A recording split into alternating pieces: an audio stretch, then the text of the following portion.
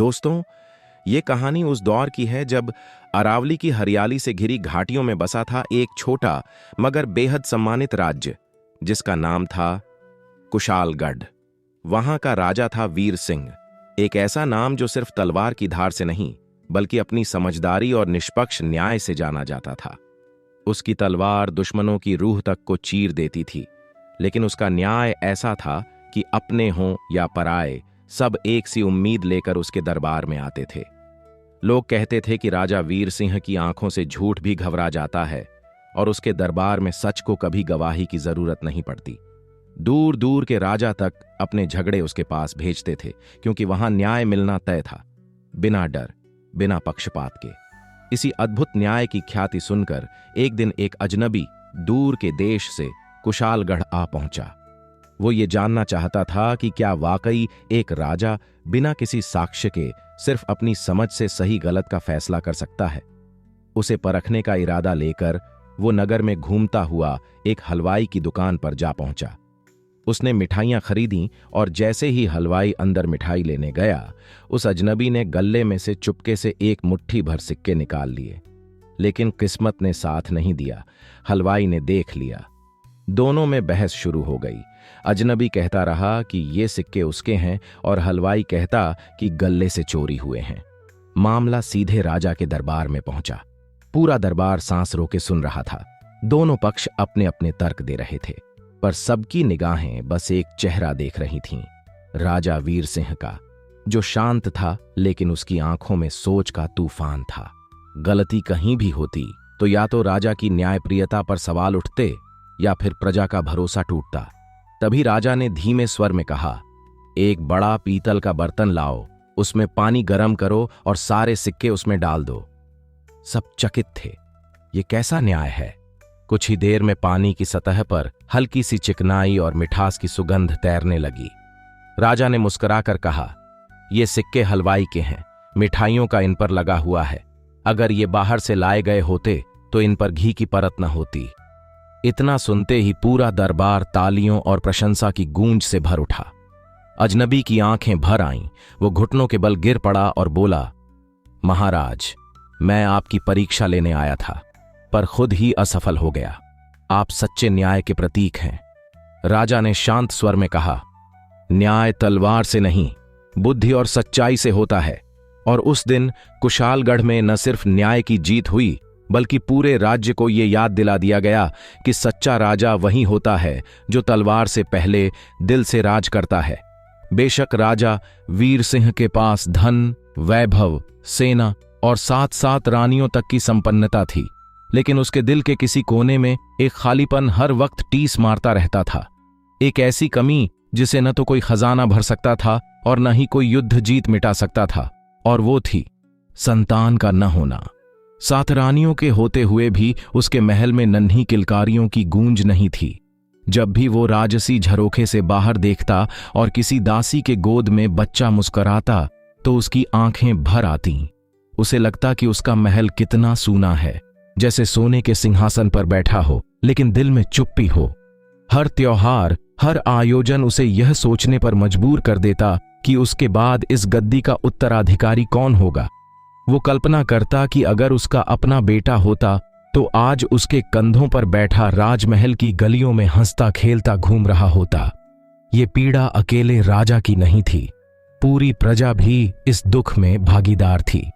लोग अक्सर मंदिरों में राजा के संतान सुख की प्रार्थना करते थे, क्योंकि वो राजा को नहीं, एक पिता को तड़पते देखते थे। और फिर एक दिन, एक त्योहार के मौके पर राजा अपने महामंत्री के घर भोज में आमंत्रित हुए। भोजन के बाद जैसे ही राजा महल की ओर लौट रहे थे, अचानक उनकी नजर उस चौकी पर पड़ गई जहां वे बैठे थे। अब उसे मंत्री की पत्नी धो रही थी। ये दृश्य राजा के सीने में जैसे कोई चुभन सी कर गया। उनके मन में हलचल मच गई। क्या मैं कोई अपवित्र व्यक्ति हूं जो मेरी चौकी धोई जा रही है? ये विचार जैसे ही मन में उठे, उनका चेहरा तमतमा गया। गुस्से और हैरानी से भरे राजा ने वहीं से मुड़कर दोबारा मंत्री के घर का रुख किया। मंत्री और घर के लोग राजा को वापस आया देखकर डर से कांप उठे। सबके चेहरों से रंग उड़ गया, मानो किसी अनहोनी की आहट हो। राजा ने मंत्री को सामने बुलाकर कुछ देर तक उसकी आंखों में गहरी नजरें गड़ाई और फिर गंभीर स्वर में पूछा, दीवान जी, क्या आप मुझे यह बताने की कृपा करेंगे कि जिस चौकी पर मैं बैठा था उसे धोने की आवश्यकता क्यों पड़ी? यह सवाल सुनते ही मंत्री की हालत पतली हो गई। उसका चेहरा सफेद पड़ गया, होंठ सूख गए और वो कांपने लगा जैसे आंधी में सूखा पत्ता। उसकी आवाज जैसे गले में फंस गई और वह बस खड़ा रह गया, एकदम स्तब्ध, जैसे किसी अपराध का भेद खुलने वाला हो। राजा का चेहरा पूरी तरह गंभीर था, जैसे किसी तूफान के ठीक पहले का सन्नाटा। उन्होंने दीवान की आंखों में झांकते हुए दोबारा प्रश्न किया। मैंने जो पूछा उसका जवाब अब तक नहीं मिला। दीवान अब भी हाथ जोड़े खड़ा था, लेकिन अगले ही पल घुटनों पर गिर पड़ा। कांपती आवाज में बोला, महाराज, मुझसे भूल हो गई, क्षमा करें। राजा ने उसका हाथ पकड़कर उसे उठाया, लेकिन आवाज अब थोड़ी सख्त थी। दीवान जी, बात को बिना डरे साफ साफ कहिए, जो भी है सच बताइए, वरना परिणाम आपके हित में नहीं होगा। दीवान का चेहरा और भी सफेद पड़ गया, होंठ सूखे, गला सूना, लेकिन बात जैसे किसी कांटे की तरह भीतर अटकी हुई थी। फिर किसी तरह हिम्मत जुटाकर बोला, महाराज, आप अपने संतान हैं और उस चौकी पर मेरे बेटे बहू भी बैठते हैं। कहीं बस यहीं तक बोल पाया, जैसे किसी ने राजा के सीने में जलता हुआ अंगारा रख दिया हो। भीतर कुछ टूट गया। एक क्षण को उनका चेहरा पत्थर सा हो गया, आंखें खाली, लेकिन भीतर बिजली सी कड़क रही थी। उन्हें लगा जैसे सबके सामने उनका सच नंगा हो गया है। इतना बड़ा राजा होकर भी संतानहीन। अगर वो चाहते तो दीवान को उसी पल खत्म कर सकते थे, लेकिन उनका मन कह रहा था, आज दीवान ने कहा है, कल कोई साधारण नागरिक कहेगा तो क्या सबको खत्म कर देंगे? एक राजा का धर्म केवल शासन नहीं, संयम भी होता है, और वही संयम आज उनके क्रोध पर भारी पड़ा। उन्होंने बस एक शब्द कहा, ओह, समझा, और वहां से मुड़कर धीरे धीरे महल की ओर लौटने लगे। पर उनके पैर अब भारी हो चले थे, जैसे हर कदम पर कोई बोझ लटका हो। उनके भीतर कुछ टूट रहा था, आत्मसम्मान, उम्मीद और मन का संतुलन। रास्ते भर उन्हें जैसे कानों में आवाजें गूंजती रहीं, राजा निसंतान है, राजा निपूता है, जैसे कोई मेला हो जिसमें सब उनकी पीठ पीछे फुसफुसा रहे हों। राजा को ऐसा महसूस हुआ जैसे सैकड़ों बिच्छू एक साथ उन्हें डस रहे हों और वो कुछ नहीं कर पा रहे। जब वे महल पहुंचे तो सातों रानियां, जो अब तक उनके इंतजार में थीं, राजा के इस बदले हुए चेहरे को देखकर चौंक गईं। सबने एक दूसरे की ओर देखा और फिर चुपचाप उनके चारों ओर ऐसे खड़ी हो गईं जैसे कोई घना बादल दुख की बारिश से पहले सब कुछ ढंक लेना चाहता हो। एक रानी ने कांपती आवाज में पूछ ही लिया, राजन, क्या बात है? ऐसा क्या हुआ है जो आपके मन को इतना तोड़ गया? और उस क्षण राजा का चेहरा फिर से अंदर की पीड़ा से भर उठा। राजा वीर सिंह उस सुबह महल की छत पर अकेले बैठे थे, आंखें आसमान की तरफ टिकाए और होठों से खुद ब खुद शब्द फिसल रहे थे, सब कुछ होते हुए भी हम अधूरे हैं, निःसंतान हैं, निपूते हैं, और यही हमारी सबसे बड़ी दरिद्रता है। उनकी बातों में दर्द घुला हुआ था, वो दर्द जिसे अब तक उन्होंने सीने में दबा रखा था। सातों रानियां पास ही खड़ी थीं, पर आज पहली बार उन्होंने राजा को इतनी टूटन के साथ बोलते हुए देखा। बड़ी रानी, जिनके चेहरे पर हमेशा गरिमा और संयम झलकता था, इस बार आंखों में आंसू लिए राजा के सामने आईं और बोलीं, महाराज, हम जानती हैं कि हम आपको संतान का सुख नहीं दे सकीं और यही हमारे जीवन की सबसे बड़ी कमी है। राजा की आंखें भीग गईं और फिर उन्होंने धीमे स्वर में दीवान की चैकी वाली पूरी बात रानियों को सुना दी। सुनते ही रानियों का चेहरा गुस्से से तमतमा उठा। वे कांपती आवाज में बोलीं, ऐसे दीवान को तो तुरंत दंड मिलना चाहिए जो अपने राजा को यूं अपमानित करे। लेकिन राजा ने शांत स्वर में उत्तर दिया, जो बात सच है उसे दंड देकर मिटाया नहीं जा सकता। यह कड़वी सच्चाई है और इसे स्वीकार करना ही पड़ेगा। राजा की गंभीरता और विवेक के सामने रानियां चुप हो गईं, लेकिन वो रात पूरे महल पर जैसे कोई बोझ बनकर छा गई। राजा ने न भोजन किया न विश्राम, बस अपनी छत की ठंडी हवाओं में आंखें मूंदे बैठे रहे, जैसे किसी खोई उम्मीद को ढूंढ रहे हों।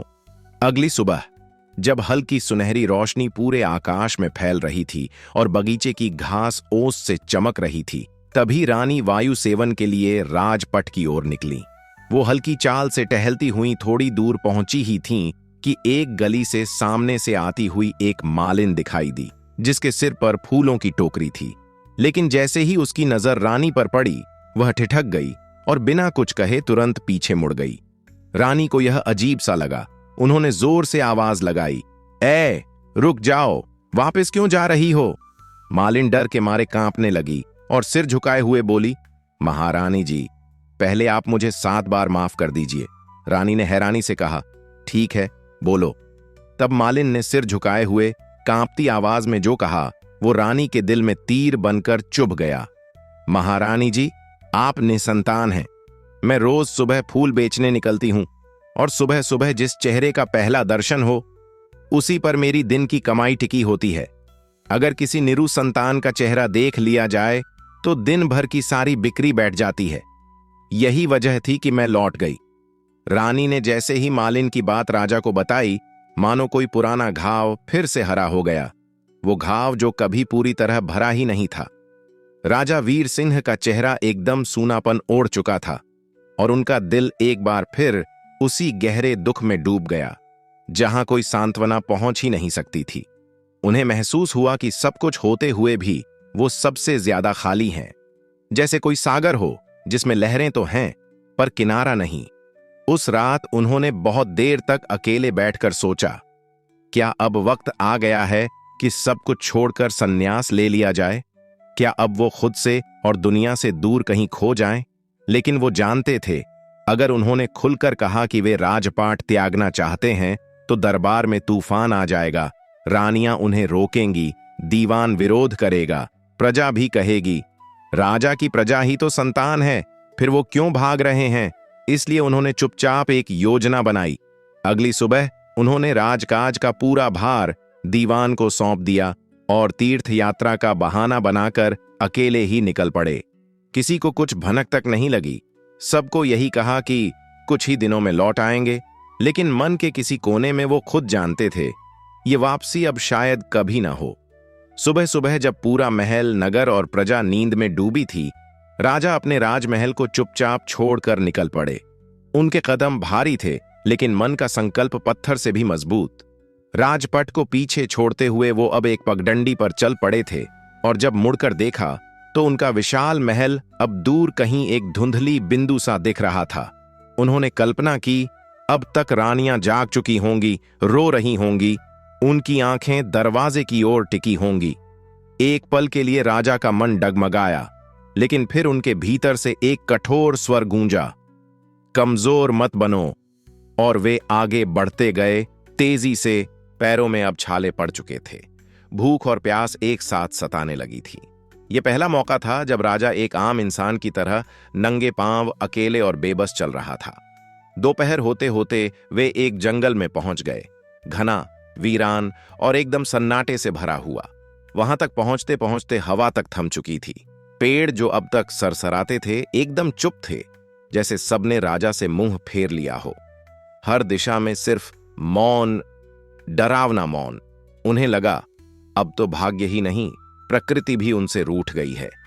थके हारे राजा एक पुराने पीपल के पेड़ के नीचे जा बैठे। लहूलुहान तलवों से रिश्ता दर्द उनके चेहरे पर साफ झलक रहा था। पसीने से लथपथ शरीर और आंखों में वीरान शांति। और फिर धीरे धीरे उसी पेड़ की छांव में वो झुकते चले गए, जैसे कोई राजसी सूर्य अस्त हो रहा हो। और फिर एक लंबी सांस लेकर नींद की दुनिया में खो गए। जैसे ही आंख खुली, राजा वीर सिंह हड़बड़ाकर उठ बैठे। कुछ पल के लिए तो भूल ही गए कि वे गहरे जंगल में हैं। चारों ओर देखकर जब उन्हें सिर्फ सूखी टहनियां, ऊंचे पेड़ और वीरान सन्नाटा दिखा तो दिल हल्का सा धक धक कर उठा। लेकिन अगले ही पल उन्हें याद आया, हां, वे खुद ही तो सब कुछ छोड़कर इस अनजान राह पर निकल आए थे। भूख और प्यास ने उनका शरीर तोड़ दिया था, कदम डगमगा रहे थे। तभी उनकी नजर थोड़ी दूरी पर नारियल के पेड़ों के झुंड पर पड़ी। हवा के झोंकों से कुछ नारियल जमीन पर आ गिरे थे। उन्होंने लपक कर एक नारियल उठाया, पत्थर से फोड़ा और उसकी मीठी ठंडी धार गले से नीचे उतरते ही जैसे जान में जान आ गई। तभी उनके मन में एक विचार कौंधा, जहां नारियल है वहां पानी भी जरूर होगा। उम्मीद से भरे कदमों से वे आगे बढ़े और थोड़ी ही दूर एक ऐसी जगह पहुंच गए जिसे देख उनकी आंखें खुली की खुली रह गईं। रंग बिरंगे फूलों से लदे पेड़, मीठे फलों की खुशबू और बीचों बीच एक छोटी सी झोंपड़ी जिस पर जंगली बेलों ने अपना घर बना लिया था। झोंपड़ी के पास एक पतली सी पानी की धारा सांप की तरह बल खाती बह रही थी। उन्होंने फलों से भूख मिटाई, झरने का पानी पिया और फिर झोंपड़ी के पास पहुंचे। भीतर झांका तो देखा एक साधु समाधि में लीन है। माथे पर जटाओं का गहरा गूंथा हुआ जूड़ा जिसमें पक्षियों ने घोंसले बना लिए थे। आसपास दीमकों ने मिट्टी के टीले बना दिए थे। कमंडल और धूनी तक सूने पड़े थे। झोंपड़ी के एक कोने में एक घायल हिरण बैठा था जो राजा को निरीह आंखों से देख रहा था, जैसे चुपचाप अपनी पीड़ा कह रहा हो। राजा का दिल भर आया। वो तुरंत सेवा में जुट गए। हिरण के घाव धोए, जड़ी बूटियां ढूंढकर पट्टियां बांधी और रोज उसी कोने में बैठकर उसकी देखभाल करने लगे। कुछ ही दिनों में हिरण स्वस्थ हो गया और राजा से ऐसे लिपटने लगा जैसे किसी पुराने मित्र से मिल रहा हो। झोंपड़ी की दीवारें राजा ने खुद मरम्मत की, घास काटी, दीमक हटाई और बुझ चुकी धूनी में फिर से आग जलाई। पूरे स्थान को एक नया जीवन मिला और राजा के मन में भी एक अनकही शांति उतर आई, जैसे सालों पुराना बोझ उतर गया हो। फिर एक दिन जब वो सुबह सुबह धूनी सुलगा रहे थे तो साधु बाबा ने धीरे धीरे आंखें खोलीं, हल्की सी अंगड़ाई ली और ओम नमः शिवाय का जप करते हुए मुस्कुराए। सामने बैठे राजा को देखकर बोले, बेटा तुम यहां कैसे? तभी वह हिरण उछलता हुआ साधु बाबा के पास गया और जमीन पर लौटने लगा। बाबा ने बड़े प्यार से उसके सिर पर हाथ फेरा और उसके पुराने घाव की तरफ देखकर बोले, अरे बेटा ये क्या हो गया तुम्हें? हिरण की आंखों से पानी बहने लगा। साधु बाबा ने अपनी आंखें बंद कीं और कुछ ही पल में जैसे उनके मन के आईने पर सब कुछ साफ साफ उभर आया। उन्होंने आंखें खोलकर राजा वीर सिंह की ओर देखा और गहरी शांत आवाज में बोले, बेटा तुमने हमारी उस हिरणी को बचाया है जो हमारे लिए संतान से भी बढ़कर थी।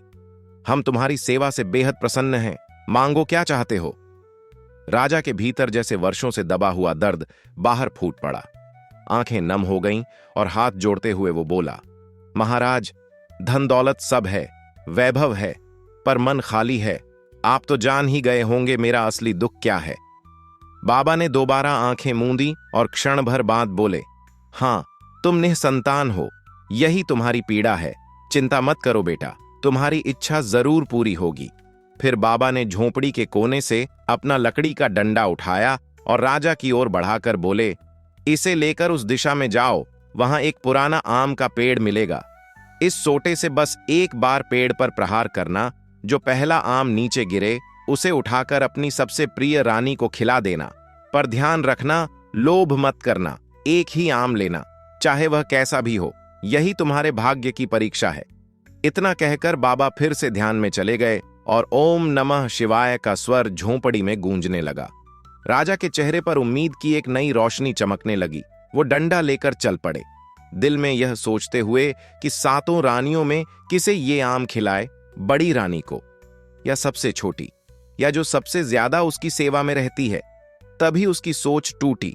एक हिरण कुलांछे मारता हुआ सामने से निकल गया और राजा फिर उस दिशा में बढ़ चला जो बाबा ने बताई थी। कुछ ही दूर जाकर आमों से लदा एक विशाल पेड़ नजर आया। हवा में पकते आमों की खुशबू तैर रही थी। पेड़ पर पीले रस भरे आम ऐसे चमक रहे थे जैसे सोने की मोहरें टंगी हों। राजा की नजरें एक पल के लिए अटक गईं, लेकिन फिर उसने बाबा की बात याद कर डंडा उठाया और एक डाल पर दे मारा। पत्तों में खड़खड़ाहट हुई, चिड़ियां चौंक कर उड़ गईं और जमीन पर एक सड़ा हुआ काला आम गिरा। राजा का दिल बैठ गया, चेहरे पर मायूसी उतर आई। इतने सुंदर सुगंधित आमों के बीच वो एक तक ऊपर देखने लगा, जहां से रस से भरे आम उसकी आंखों को ललचा रहे थे।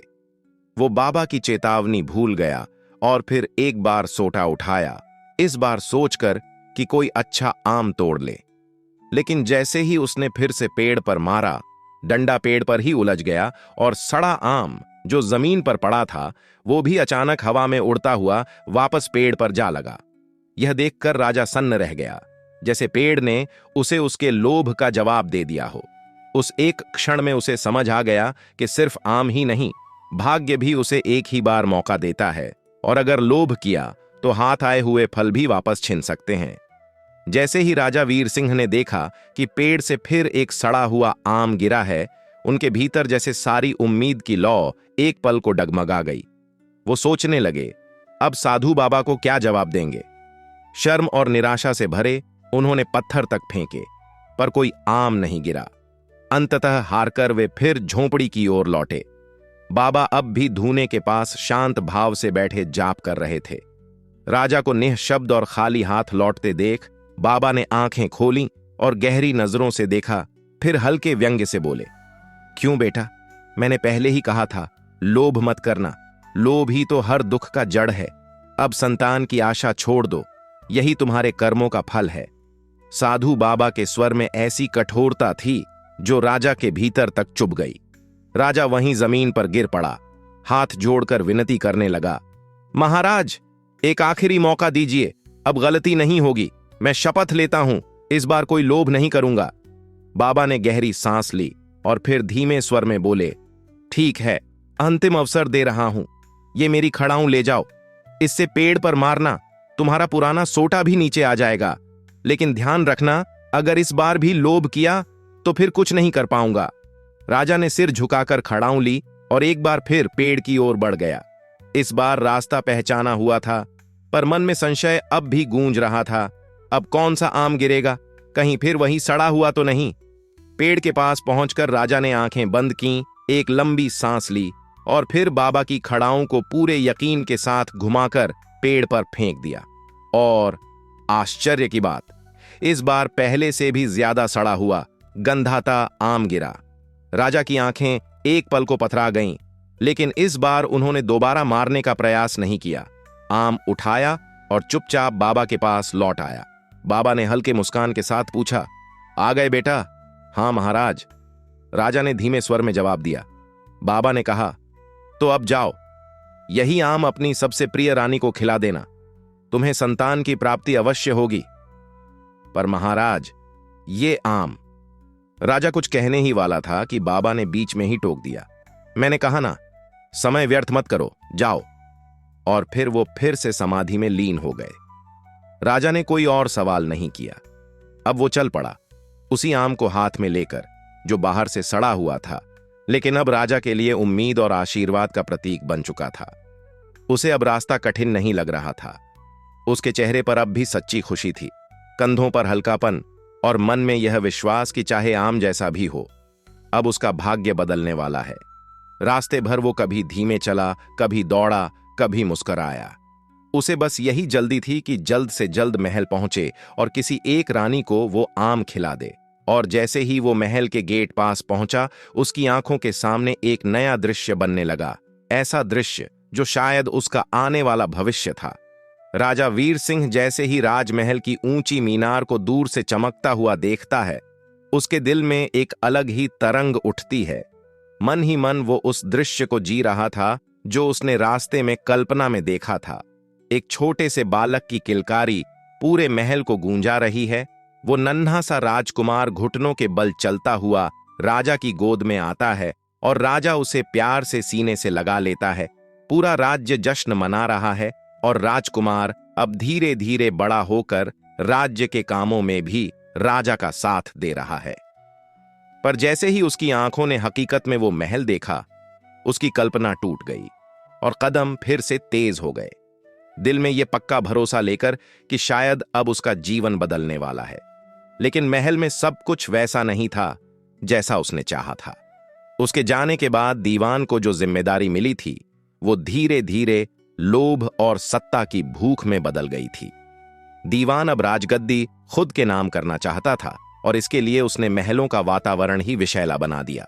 उसने चालाकी से रानियों को एक दूसरे से लड़वाना शुरू किया और ये इतना चुपचाप हुआ कि रानियां खुद नहीं समझ पाईं कि वे किस बात पर एक दूसरे से दूर होती जा रही हैं। और अब जब राजा अचानक महल लौट आया तो दीवान का पूरा षड्यंत्र ध्वस्त हो गया। डर और पछतावे से दीवान के हाथ कांपने लगे, पर राजा अब किसी और सोच में डूबा था। पूरा दिन राजकार्य में बीता, लेकिन मन वहीं अटका रहा। वह आम, और वह कौन सी रानी जो इसे बिना शक खाएगी। शाम होते होते राजा रणवास की ओर बढ़ा, पर मन में एक सवाल घूमता रहा, कौन सी रानी को वह आम दे। सबने उसे बराबर स्नेह दिया था, उसने कभी किसी के साथ पक्षपात नहीं किया। तभी राजा के मन में एक विचार कौंधा, क्यों न किसी को भी यह बताया न जाए कि इस आम में संतान की शक्ति है। जो इस सड़े हुए आम को बिना शिकायत खा ले, वही योग्य है। सबसे पहले वे बड़ी रानी रूपरस के महल पहुंचे, बेहद सुंदर, नाम के अनुरूप। राजा ने आम निकाला और रानी को दिया, पर रानी ने घृणा से नाक सिकोड़ी और बोली, ऐसा सड़ा आम? मैं तो सोच रही थी कि कोई अनमोल तोहफा लाएंगे। लगता है अब आप मुझसे प्यार नहीं करते। और वह मुंह फुलाकर एक कोने में जा बैठी। राजा को झटका लगा।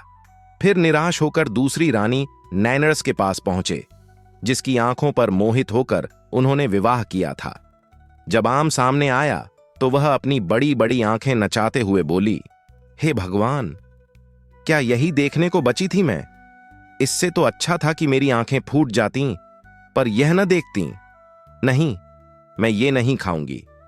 राजा और अधिक टूट गया। अब वो अंतिम उम्मीद लेकर तीसरी रानी रूप बसंत के पास पहुंचा। उसका साथ बासंती हवा जैसा लगता था। जब राजा ने आम दिया तो वह बोली, अरे बाप रे, इसमें तो कीड़े हैं और आप इसे मुझे खिला रहे हैं। लगता है आप सठियां गए हैं। और फिर वह जोर से हंसने लगी, जैसे कोई नाजुक शीशा चटक रहा हो। राजा चुपचाप खड़ा देखता रहा। एक आम जो बाहर से सड़ा था, पर उसके अंदर शायद एक चमत्कार छुपा था।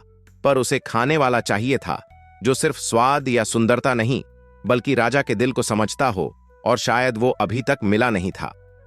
राजा वीर सिंह अब लगभग टूट चुके थे।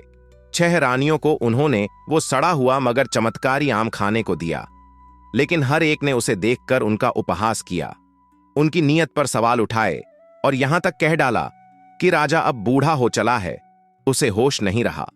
हर व्यंग्य, हर तिरस्कार जैसे उनकी आत्मा को भीतर से चीरता चला गया। राजा सोच में डूब गया। क्या सच में उसकी किस्मत में संतान नहीं है? क्या साधु बाबा ने बस यूं ही कोई खेल रचा?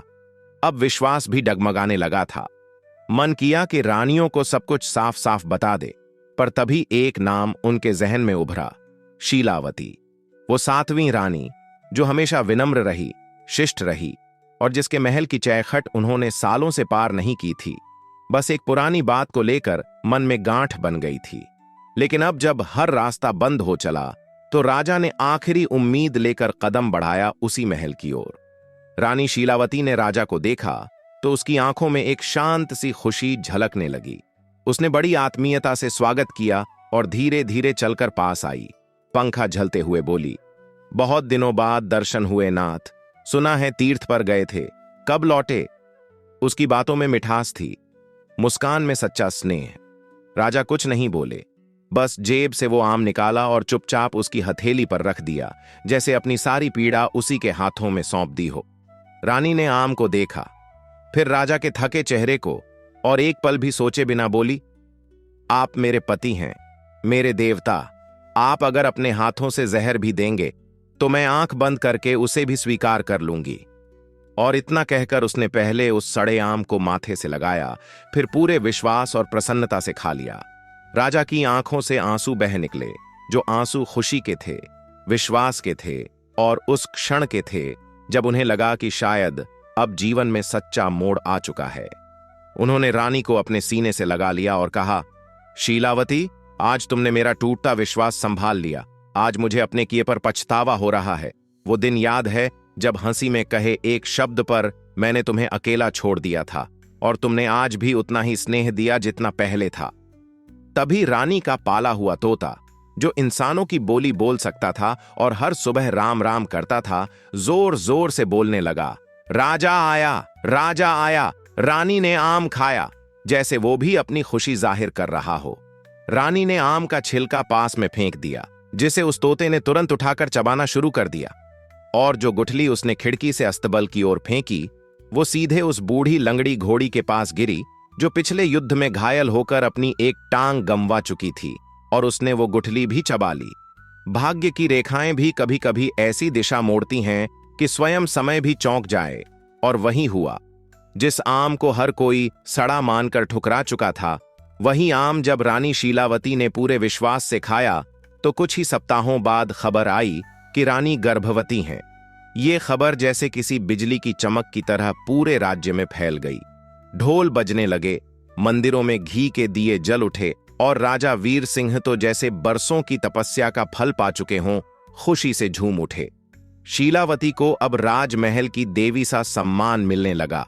हर सुविधा उसकी एक नजर के इंतजार में खड़ी रहती, और राजा का सारा प्रेम, सारा ध्यान अब उसी पर केंद्रित होने लगा।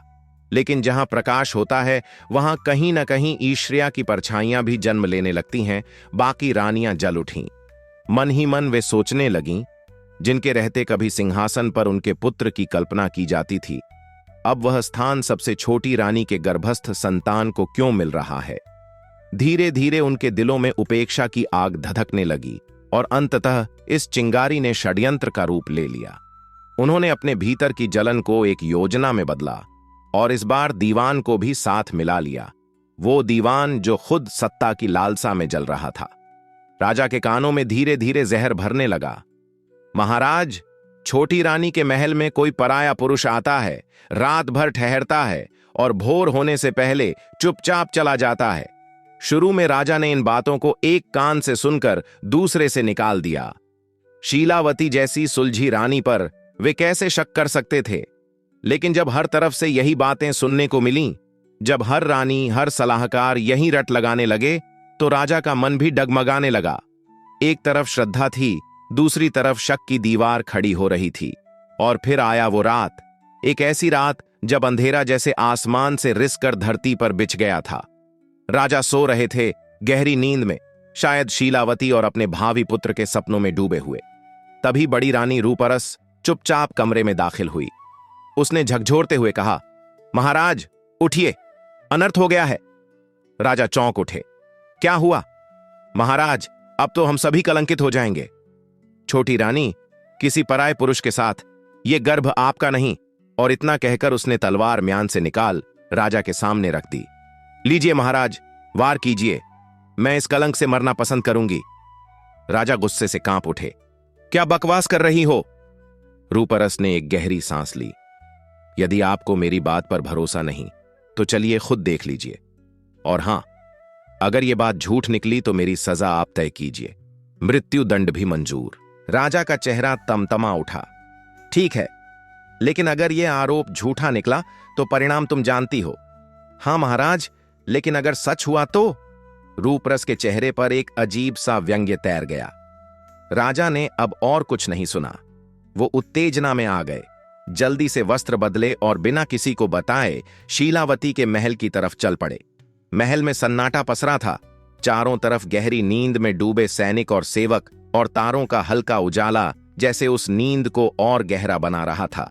रानी शीलावती के कक्ष से हल्की नीली रोशनी बाहर झांक रही थी, और अब राजा रूपरस के साथ दबे पांव उस दरवाजे के पास खड़े थे। अंधेरी रात के उस गहराते सन्नाटे में जब राजा ने रानी शीलावती के कक्ष की झिड़री से भीतर झांका, तो जो दृश्य उन्होंने देखा वो किसी तीर से कम न था। भीतर रानी किसी पुरुष की बाहों में समाई हुई थी। एक पल को राजा की सांसें रुक गईं, जैसे किसी ने छाती पर पत्थर रख दिया हो। आंखें फटी की फटी रह गईं, और फिर भीतर कुछ ऐसा टूटा कि वो क्रोध से थरथराने लगे।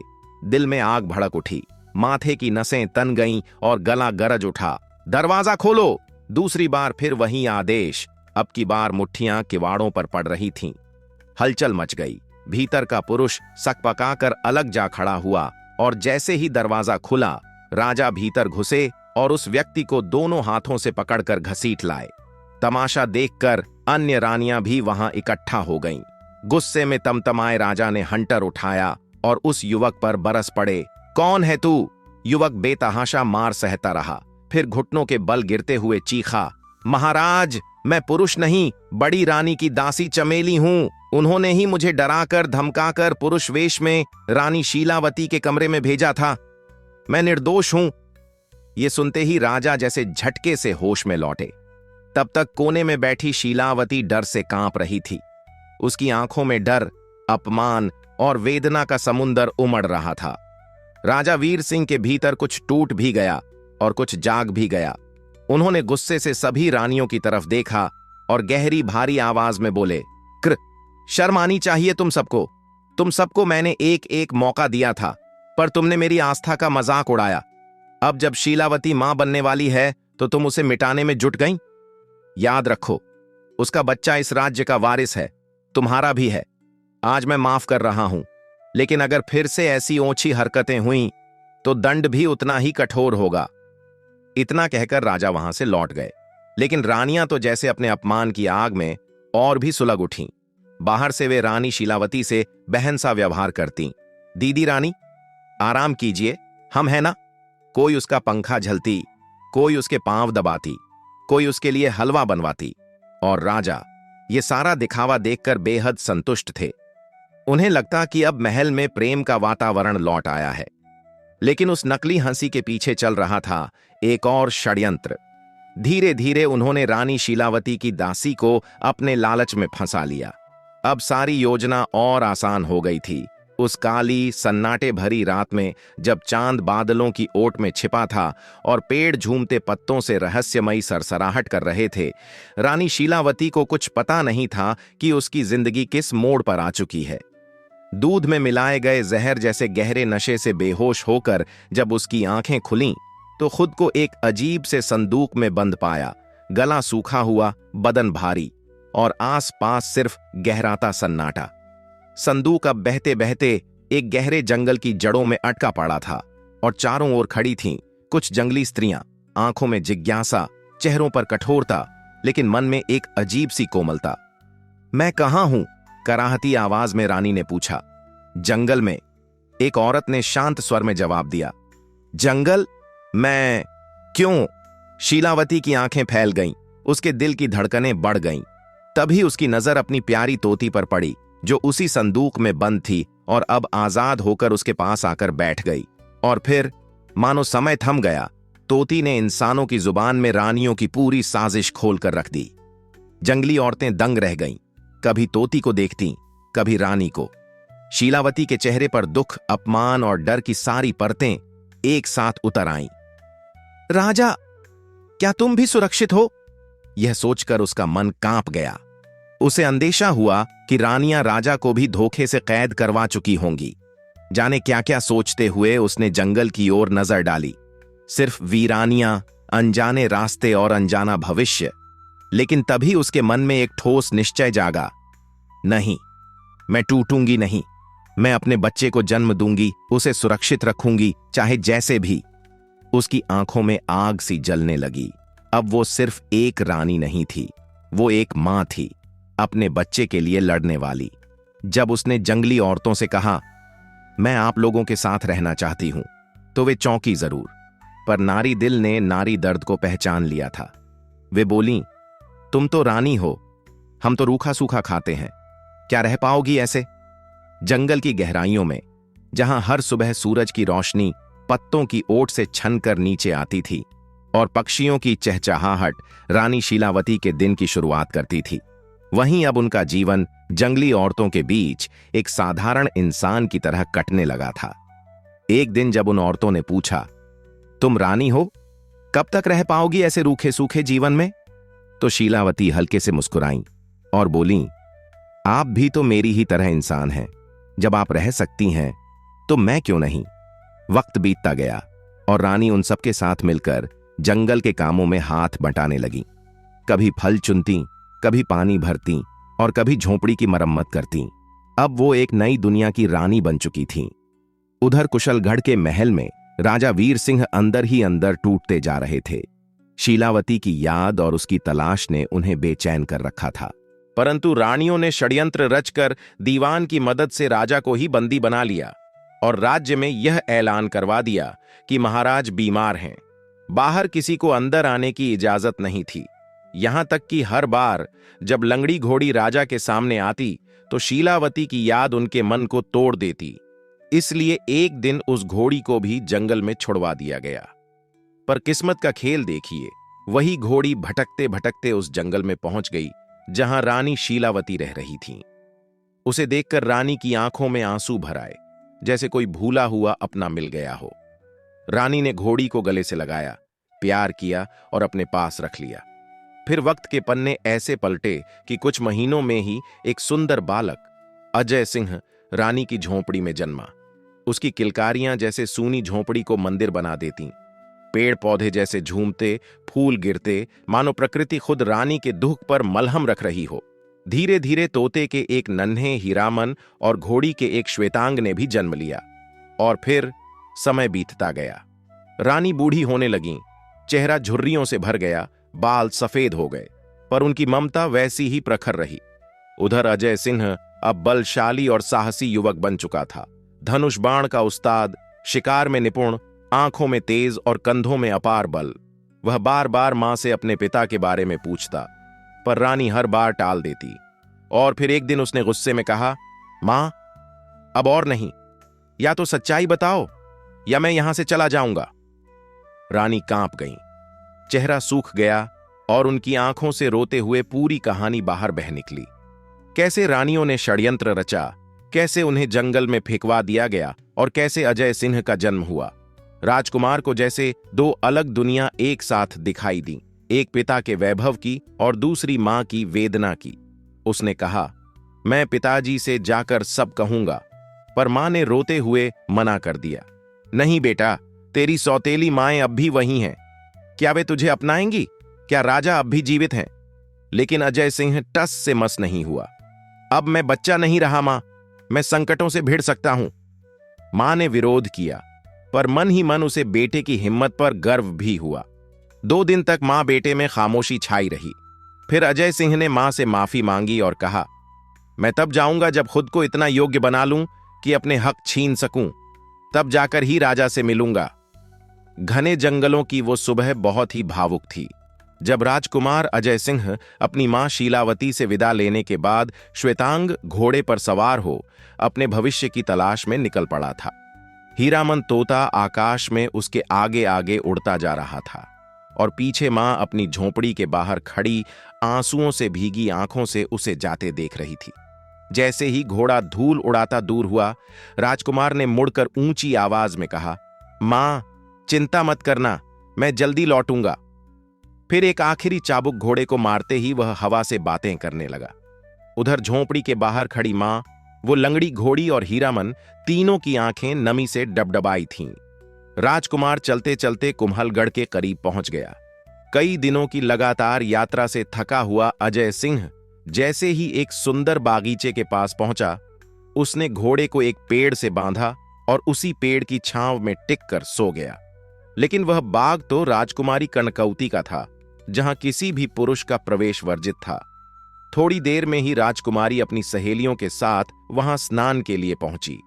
जैसे ही उसने अजय सिंह को सोते देखा, उसके माथे पर बल पड़ गए, आंखों में गुस्से की लाली उतर आई और वह तुरंत महल में संदेश भिजवाने लगी, कोई अनजान पुरुष मेरे बाग में घुस आया है, उसे तुरंत पकड़कर दंडित किया जाए।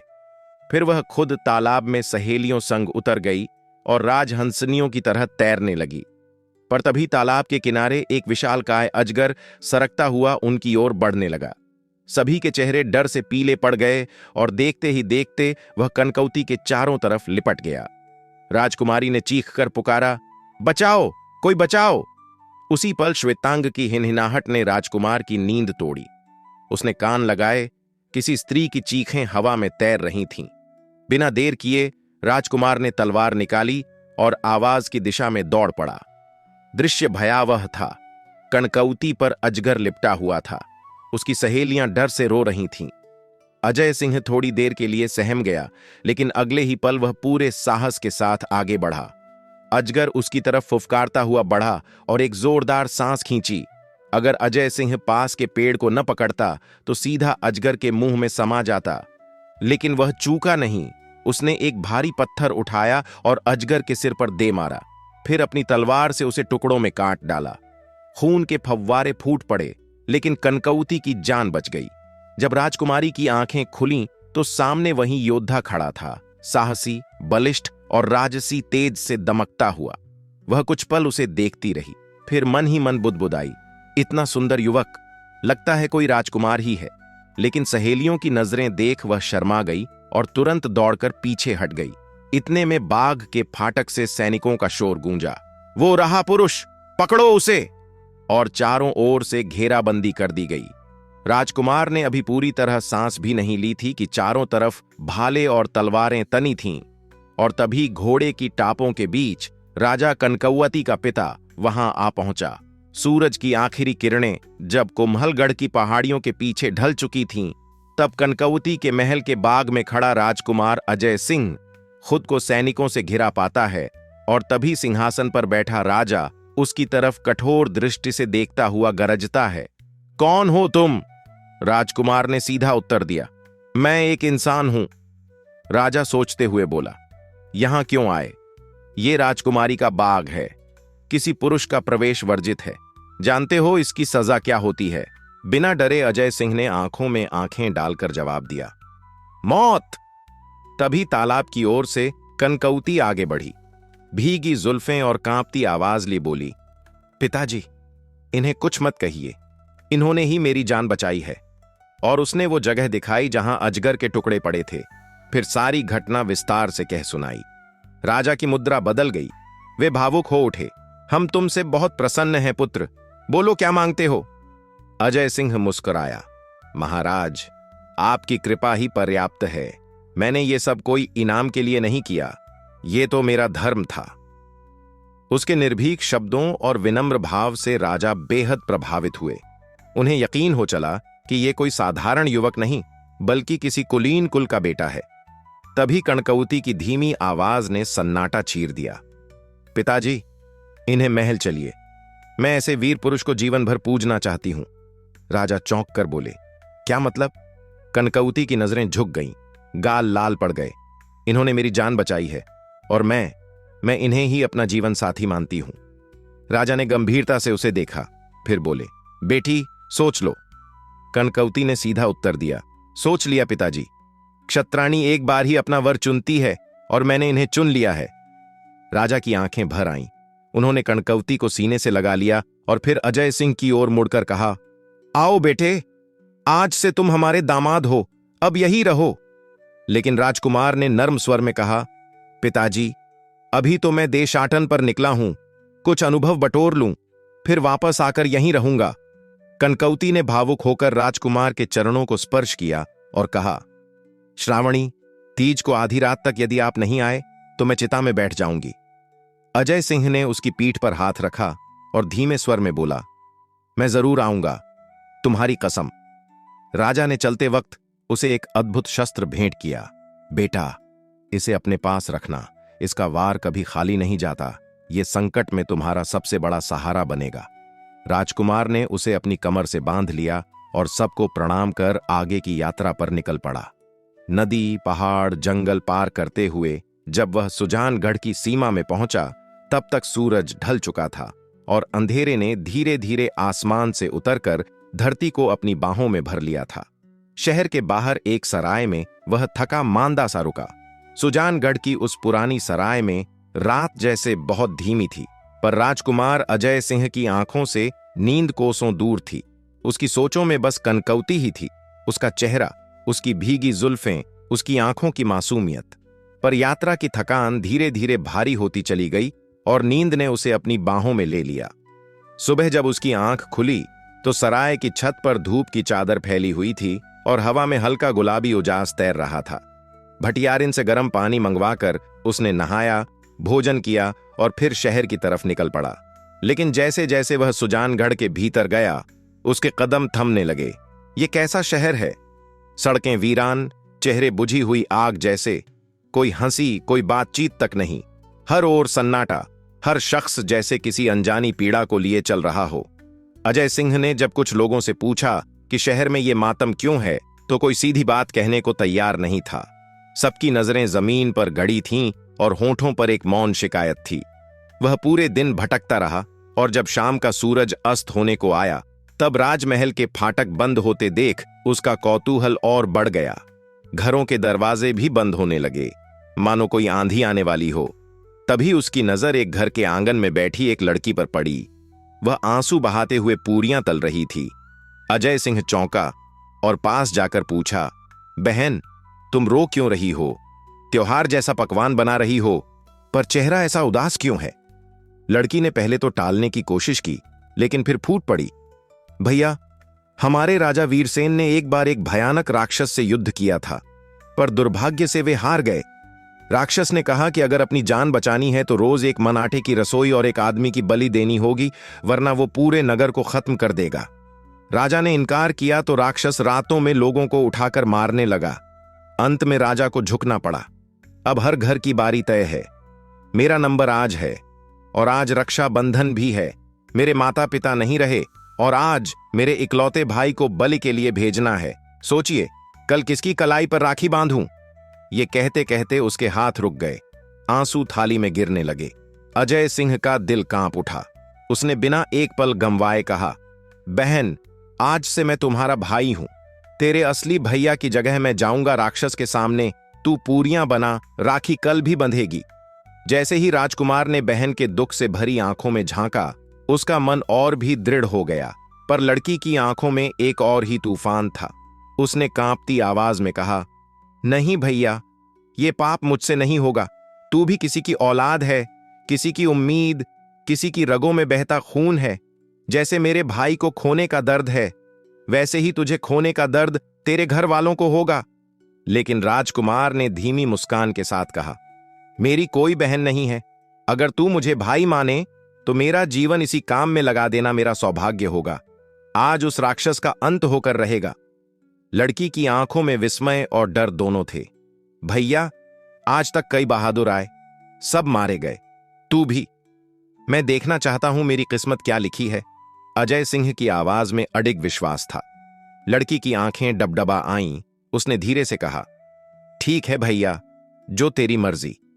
अब राजकुमार ने एक चालाक योजना बनाई। उसने पूरे आंगन की व्यवस्था बदलवाई और खुद एक ऐसे कोने में तलवार लेकर छिप गया जहां से वह पूरी जगह देख सके, पर किसी की नजर में ना आए। आधी रात का समय हुआ। हवा जैसे रुक गई थी। तभी एक कर्कश गर्जना के साथ राक्षस ने आंगन में प्रवेश किया। कहां है नरमांस? बड़ी भूख लगी है। लड़की ने कांपते स्वर में कहा, भाई बाहर गया है, अभी आता है। आप तब तक खाना खा लीजिए। आज की पूरियां और तरकारी कुछ खास है। गर्म मसालों की महक और पूरियों की खुशबू ने राक्षस की भूख को और भड़काया। वह भोजन पर ऐसे टूट पड़ा जैसे बरसों से भूखा हो। चंद पलों में वह थालियां साफ कर गया और ऊपर से कई घड़े पानी पी गया। खाने में मिलाए गए मसालों ने असर दिखाया। उसकी आंखों में नींद की लहर उतरने लगी। शरीर ढीला पड़ने लगा। वह करवट लेकर बोला, जल्दी बुला उसे, नींद आ रही है। और तभी बिल्कुल उसी क्षण जैसे बिजली गिरी हो, अंधेरे में से तलवार की एक चमक निकली और राजकुमार अजय सिंह ने पूरी ताकत से राक्षस की गर्दन पर वार किया। वो वार इतना तीव्र और सटीक था कि राक्षस के दांतों की खड़खड़ाहट हवा में गूंजने लगी और उसका विशाल शरीर जमीन पर ढह गया। राक्षस ने पहले वार से तो खुद को बचा लिया, लेकिन तलवार उसके कंधे में इतनी गहराई तक धंस गई कि वह तड़प उठा और दहाड़ते हुए चिल्लाया, धोखा, धोखा! अब मैं तुम सबको कच्चा चबा जाऊंगा। उसके गुस्से से पूरा आंगन कांप उठा और वो गरजता हुआ राजकुमार पर झपटा। अजय सिंह इस अचानक हमले के लिए तैयार नहीं था। राक्षस की टक्कर इतनी जबरदस्त थी कि वो जमीन पर जा गिरा और उसकी तलवार दूर जा छिटक गई। अब दोनों निहत्थे थे और जानलेवा गुत्थम गुत्था शुरू हो गई। मगर राक्षस के कंधे का गहरा घाव उससे लहू बहाता जा रहा था। उसकी ताकत हर पल कम हो रही थी। उसी पल राजकुमार ने पूरा दम लगाकर एक जोरदार झटका दिया और राक्षस धड़ाम से जमीन पर गिर पड़ा। अब वक्त था निर्णायक वार का। अजय सिंह ने वो दिव्य शस्त्र निकाला जो कनकवती के पिता ने विदा के समय उसे दिया था। अगला वार सीधा राक्षस की गर्दन पर पड़ा। क्रिक, अचूक, निर्णायक और घातक प्रहार। गर्दन धड़ से अलग हो गई और राक्षस की दहाड़ सदा के लिए शांत हो गई। वह लड़की और उसका भाई खुशी से उछल पड़े। जिस काल की परछाई में पूरा नगर कांपता था, वह आज वहीं जमीन पर निष्क्रिय पड़ा था। लेकिन राजकुमार जानता था कि यह समय ठहरने का नहीं, उसे आगे बढ़ना था। उसने निशानी के तौर पर राक्षस के नाक कान काटकर अपनी थैली में रख लिए और चुपचाप सराय की ओर लौट आया। रात अब पूरी तरह ढल चुकी थी। सड़कें सुनसान थीं, कहीं कहीं कुत्तों के भौंकने की आवाजें गूंज रही थीं। लेकिन अजय सिंह का मन शांत था। उसने सिरहाने तलवार रखी और गहरी नींद में डूब गया। सुबह जैसे ही सूरज की हल्की सुनहरी किरणें पेड़ों की शाखों से उतरकर जमीन पर बिछीं, पूरे मोहल्ले में हलचल मच गई। लोगों ने देखा, आज उस घर से चीख पुकार नहीं आ रही थी। सब जगह एक अजीब सी शांति थी। कुछ लोगों को शक हुआ कि कहीं आज राक्षस ने पूरे घर को निगल तो नहीं लिया। डरते डरते वे घर की ओर बढ़े। दरवाजा खटखटाया और जैसे ही दरवाजा खुला, सबकी आंखें आश्चर्य से फैल गईं। लड़की का भाई जिंदा था और आंगन में वही राक्षस जिसका नाम सुनते ही लोगों की रूह कांप जाती थी, आज आंगन में मरा हुआ पड़ा था। भीड़ उस मरे पड़े राक्षस की लाश पर गुस्से से लात घूंसे बरसाने लगी, जैसे वर्षों की दहशत का बदला अब उनके पैरों से निकल रहा हो। तभी नगर का सेनापति रोज की तरह प्रजा का हाल जानने निकला और शोर सुनकर वहीं आ पहुंचा। सामने का दृश्य देख उसके कदम थम गए। आंगन में विशालकाय राक्षस मृत पड़ा था। उसका भयानक चेहरा अब भी डर पैदा कर रहा था।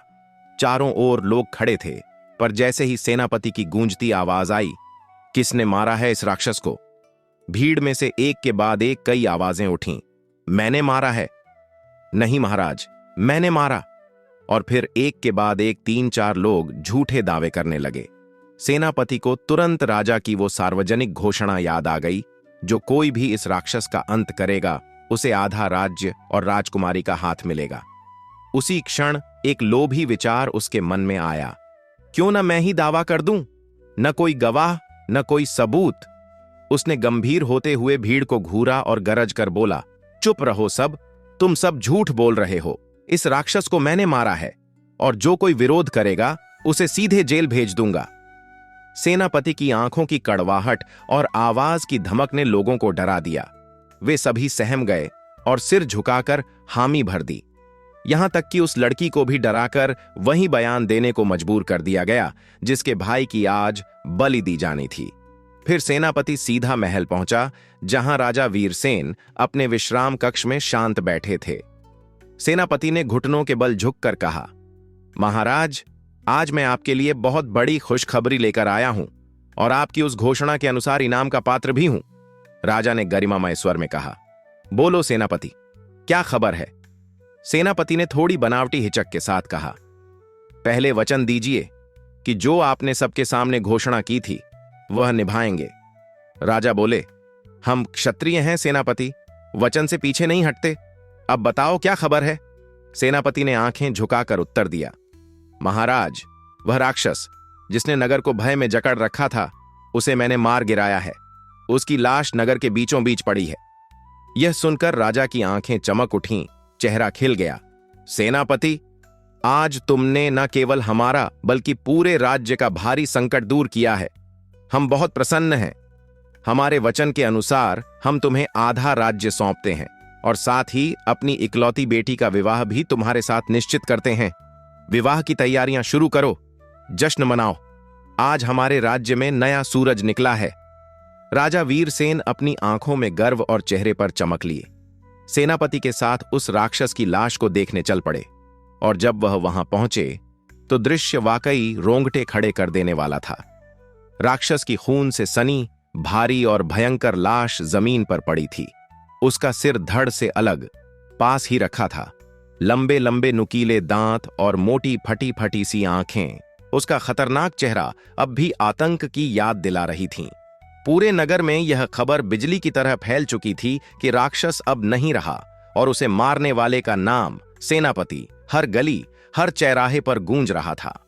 जनता की भीड़ उमड़ पड़ी थी, जैसे वर्षों का डर एक साथ खत्म हो गया हो। और उधर महल में शादी की तैयारियां शुरू हो चुकी थीं। उसी समय राजकुमार अपने सराय से उठकर शहर की हलचल देखने निकला और जैसे जैसे वह आगे बढ़ता गया, उसके मन में हैरानी और गुस्सा दोनों बढ़ते गए, क्योंकि लोग जिस बहादुरी की दास्तान सुना रहे थे वो असल में उसकी थी, लेकिन क्रेडिट किसी और को मिल रहा था। तभी उसका टकराव एक तुनक मिजाज आदमी से हो गया, जो बोला, भाई, देख के चला करो, मैं पूजा को जा रहा था, अब फिर से स्नान करना पड़ेगा। राजकुमार ने विनम्रता से माफी मांगते हुए पूछा, क्यों भाई, सुना है राक्षस मारा गया? उस आदमी ने गर्व से कहा, हां, सेनापति ने मारा है, लोग तो लाश देखने जा रहे हैं। यह सुनकर राजकुमार भी उनके पीछे पीछे चल पड़ा और जब वहां पहुंचा तो देखा लोग सेनापति की जय के नारे लगा रहे हैं, जैसे वो कोई महाबली हो। यह दृश्य देख राजकुमार से रहा नहीं गया और वह सीधा राजा के सामने जा खड़ा हुआ। उस वक्त राजा राक्षस की लाश को गौर से देख ही रहे थे। तभी राजकुमार ने सीधा और शांत स्वर में पूछा, महाराज, क्या आपने ध्यान दिया? इस राक्षस के नाक और कान कहां हैं? राजा ने चौंक कर देखा। वाकई लाश के चेहरे पर न नाक थी न कान। राजा ने तुरंत सेनापति की ओर घूरते हुए पूछा, सेनापति, इसके नाक कान कहां हैं? सेनापति का चेहरा पीलापन लिए पसीने से भीग गया और वह लड़खड़ाते हुए बोला, मां, मैंने ही युद्ध के समय काट दिए थे, वहीं गिर गए, शायद कोई कुत्ता उठा ले गया होगा। राजा थोड़ी देर सोच में डूबे, फिर बोले, ठीक है, ठीक है। लेकिन तभी राजकुमार ने तंज से कहा, लगता है यहां के लोग झूठ बोलने में बड़े कुशल हैं। राजा को यह बात चुभ गई, भौहें तन गईं, आवाज भारी हो गई। क्या कहना चाहते हो? राजकुमार ने संयमित स्वर में पर ठोस लहजे में कहा, मतलब बहुत साफ है महाराज, राक्षस को मारा किसी और ने और इनाम किसी और को दिया जा रहा है। राजकुमार की गूंजती हुई आवाज ने दरबार की हवा ही बदल दी। नहीं महाराज, राक्षस को सेनापति ने नहीं, उसे मैंने मारा है। ये सुनते ही सेनापति का चेहरा तमतमा उठा। उसकी आंखों में आग उतर आई थी, जैसे कोई बड़ा शिकार हाथ से निकल रहा हो। उसने गुर्राते हुए कहा, इसका क्या सबूत है कि राक्षस को तुमने मारा? राजकुमार ने बिना डरे पूरी दृढ़ता से कहा, अगर महाराज आज्ञा दें तो सबूत अभी पेश कर सकता हूं। राजा ने हैरानी से सिर हिलाया, इजाजत है, दिखाओ सबूत। तब राजकुमार ने अपनी जेब से राक्षस के कटी हुई नाक और कान बाहर निकालकर राजा के सामने रख दिए। वही लंबी नथुने, वही डरावने आकार। राजा ने एक नजर डाली और पहचान गए कि यह वही राक्षस था। राजा ने सेनापति की ओर मुड़कर गंभीरता से पूछा, सेनापति जी, क्या यह सच है? अब सेनापति की घिघी बंध गई थी। वह बुरी तरह झेंप गया, मगर फिर भी मिमियाते हुए बोला, नहीं महाराज, ये तो झूठ बोल रहा है, शायद इसने वहीं से उठा लिए होंगे। लेकिन राजकुमार अब चुप नहीं रहने वाला था। उसने आगे बढ़कर कहा, महाराज, बड़ा दुख होता है कि इतने ऊंचे पद पर बैठा व्यक्ति सरेआम झूठ बोल रहा है। अगर आपको अब भी यकीन न हो तो उस लड़की को बुलाइए जिसके भाई की आज बलि होनी थी, वो सब सच बता देगी। राजा ने तुरंत सिपाही भेजे और थोड़ी देर में वह लड़की दरबार में खड़ी थी। कांपती आवाज में, झुकी निगाहों के साथ उसने पूरी घटना बता दी। कैसे राजकुमार ने उसकी जान बचाई, कैसे उसने राक्षस को मारा और कैसे सेनापति ने धमकाकर उसे चुप रहने को कहा। सुनते ही सन्नाटा छा गया। सेनापति की जैसे आत्मा ही सूख गई और फिर वह चुपचाप दरबार से निकलने की कोशिश करने लगा। लेकिन राजा की आंखें सब देख रही थीं। एक इशारा हुआ और सिपाही उसे जकड़कर ले गए। राजा ने उसी क्षण उसे सेनापति पद से बर्खास्त कर दिया। जनता की आंखों के सामने सच्चाई आ चुकी थी। लोगों ने राजकुमार पर फूलों की वर्षा कर दी। ढोल नगाड़े बजने लगे और राजा वीरसेन ने पूरे दरबार में घोषणा की, हम अपने वचन के अनुसार अपना आधा राज्य इस वीर राजकुमार को देते हैं और अपनी बेटी का विवाह इसी से करेंगे। विवाह धूमधाम से हुआ और जब राजा ने आग्रह किया कि राजकुमार अब यहीं रहकर राज्य संचालन में सहयोग करे, तो राजकुमार ने अपना भ्रमण स्थगित कर वहीं बसने का निर्णय ले लिया। लेकिन समय को कौन रोक सका है। कुछ ही दिनों बाद खबर आई कि एक पड़ोसी राजा की सेना नगर में घुस आई है और हमला कभी भी हो सकता है। महलों में अफरा तफरी मच गई, रानियां सहम गईं, सेना कमजोर थी और तैयारियां अधूरी। ऐसे में उन्होंने दीवान की मदद से एक संधि पत्र तैयार करवाया और राजकुमार के पास भिजवाया। लेकिन राजकुमार ने उस पत्र को बिना पढ़े फेंकते हुए कहा, हम राजा से सीधे मिलेंगे, यह संधि पत्र वापस ले जाओ। जब यह बात दीवान तक पहुंची तो वह और घबरा गया। क्या गलती हो गई? क्या संधि में कुछ कमी रह गई? इस बार वह खुद संधि पत्र लेकर राजकुमार के तंबू में आया और हाथ जोड़कर बोला, महाराज वीर सिंह बहुत बीमार हैं।